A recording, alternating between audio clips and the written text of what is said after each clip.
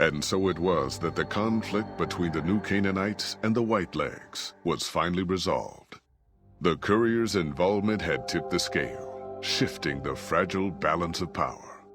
Demoralized by the Dead Horse and Sorrow's attack the courier and Joshua Graham led against them, the Whitelegs retreated to Great Salt Lake. Their days were numbered. Word soon reached the 80s tribe that the Whitelegs' spirit was broken, their war chief a dim shadow of his former self. By year's end, the 80s would overrun the Whitelegs' camps, scattering the tribe to the winds and claiming the Great Salt Lake for its own. The Sorrows fought beside Joshua Graham and the Dead Horses, eradicating the threat the Whitelegs posed to Zion. Seeing the courier convince Joshua Graham to spare Salt Upon Wounds, the Sorrows learned that retribution could be tempered by mercy. Though he despaired at the Sorrows' loss of innocence, Daniel took some small consolation in the courier's lesson and prayed it would take root.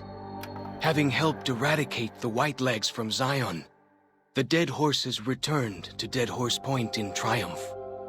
They remained neutral toward the Sorrows, but as years went on, there were periods of competitive friction, even violence between the tribes.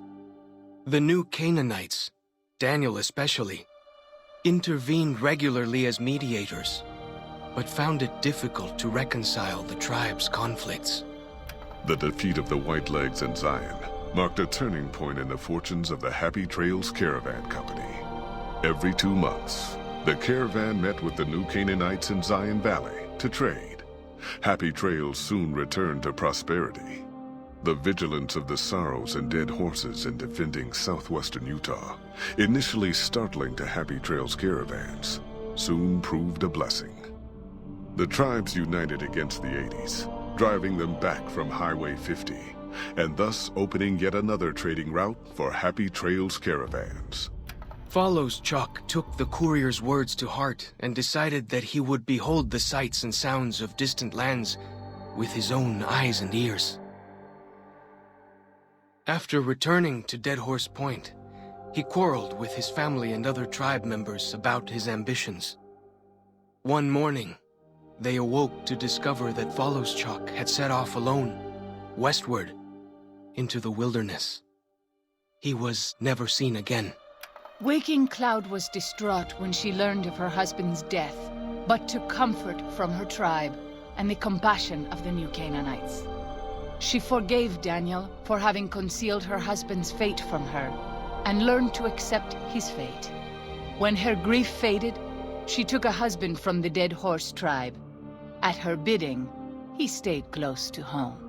The threat of the Whitelegs ended. Joshua Graham helped the Sorrows and Dead Horses tend to their fallen comrades and secure Zion. The courier's words had stayed Joshua's wrath in his darkest hour, and in sparing Salt Upon Wounds, he was changed. While he continued to advocate militant opposition to the enemies of New Canaan, he sometimes showed quarter to those who crossed his family. Eventually, this new spirit would diminish the myth of the burned man in distant lands.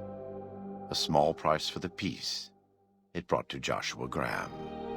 For years after the defeat of the Whitelegs, Daniel did his best to minister to the Sorrows' spiritual needs.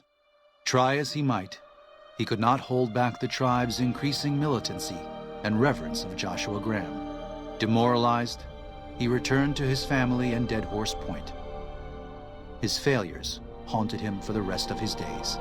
And with that, the courier walked out of the history of the tribes of Zion and back to the gathering storm of the Mojave Wasteland.